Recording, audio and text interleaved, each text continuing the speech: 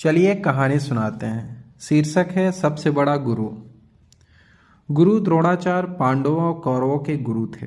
उन्हें धनुर्विद्या का ज्ञान देते थे। एक दिन एकलव्य, जो कि एक गरीब शूद्र परिवार से थे, द्रोणाचार्य के पास गए और बोले कि गुरुदेव, मुझे भी धनुर्विद्या का ज्ञान प्राप्त करना है। आपसे अनुरोध है कि मुझे भी अपना शिष्य बनाकर धनुर्विद्या का ज्ञान प्रदान करें। किंतु द्रोणाचार्य ने एकलव्य को अपनी विवशता बताई और कहा कि वे किसी और के गुरु से शिक्षा प्राप्त कर लें। यह सुनकर एकलव्य वहां से चले गए। इस घटना के बहुत दिनों बाद अर्जुन और द्रोणाचार्य शिकार के लिए जंगल की ओर गए। उनके साथ एक कुत्ता भी गया हुआ था। कुत्ता अचानक से दौड़ते हुए एक जगह पर जाकर भौंकने लगा। वह काफी देर तक भौंकता रहा और फिर अचानक ही भौंकना बंद कर दिया।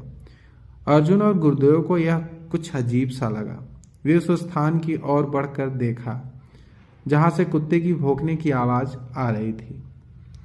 उन्होंने वहां जाकर जो देखा वो एक अविश्वसनीय घटना थी। किसी ने कुत्ते को बिना चोट पहुंचाए उसका मुंह तीरों के माध्यम से बंद कर दिया था और वह चाहकर भी नहीं भौंक सकता था। यह देखकर द्रोणाचार्य चौंक गए और सोचने लगे कि इतनी कुशलता से तीर चलाने का ज्ञान तो मैंने मेरे प्रिय शिष्य अर्जुन को भी नहीं दिया है, और न ही ऐसे भेदने वाला ज्ञान मेरे अलावा यहाँ कोई और जानता है। तो ऐसी अविश्वसनीय घटना कैसे घटी? तभी सामने से एकलव्य अपने हाथ में तीर कमान पकड़े आ रहा था। ये देखकर तो गुरुदेव और भी चौंक गए। द्रोणाचार्य ने एकलव्य से पूछा, बेटा, तुमने ये सब कैसे कर दिखाया?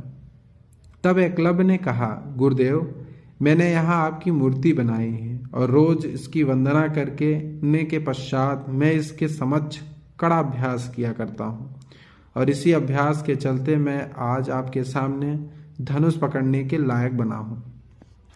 गुरुदेव ने तब कहा, तुम धन्य हो, तुम्हारे अभ्यास ने ही तुम्हें इतना श्रेष्ठ धनुर्धर बना दिया, जो आज मैं समझ गया कि अभ्यास ही सबसे बड़ा गुरु है।